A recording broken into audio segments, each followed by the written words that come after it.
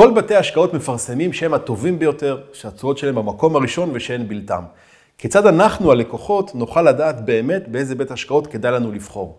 שלום, שמי ניר אביעד. ב-20 השנים האחרונות אני מלווה לקוחות בתחום ניהול ההשקעות והחסכונות, כאשר מתוכם במשך מספר שנים הייתי משווק השקעות ומנהל תיקי השקעות בבית השקעות גדול ובחברת ביטוח מובילה, כך שהתובנות שתכף תשמעו בסרטון הקצר המצורף באות מתוך היכרות עמוקה עם תעשיית ניהול התיקים בישראל.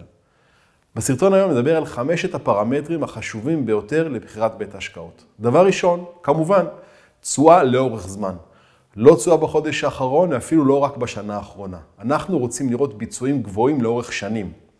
לבתי השקעות יש מגבלה חוקית לפרסם את ביצועי התיקים המנוהלים, ולכן ניתן לנסות ללמוד אותם מהתשואות של קרנות הנאמנות, קרנות ההשתלמות, קופות הגמל של הגופים, שכן, אלה נתונים שכן מותרים לפרסום.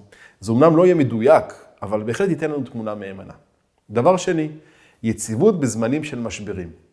יש גופים שממוצע הרב שנתי שלהם אולי יהיה גבוה, אבל נראה שונות מטרידה בין השנים.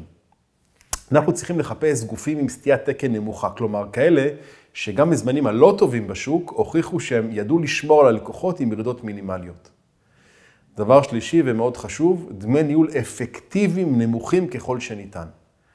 רוב הלקוחות לא מודעים שהעלות בגין שירות ניהול התיקים שלהם לא מסתכמת רק באחוז דמי הניהול עליו סיכמנו עם בית ההשקעות, אלא כוללת רכיבים נוספים שרובם נסתרים מהעין. כדוגמה, דמי ניהול בתוך קרנות הנאמנות, דמי משמרת לבנק, עמלות קנייה ומחירה, עמלות מינימום בפעולה, עמלות המרת מטח ועוד.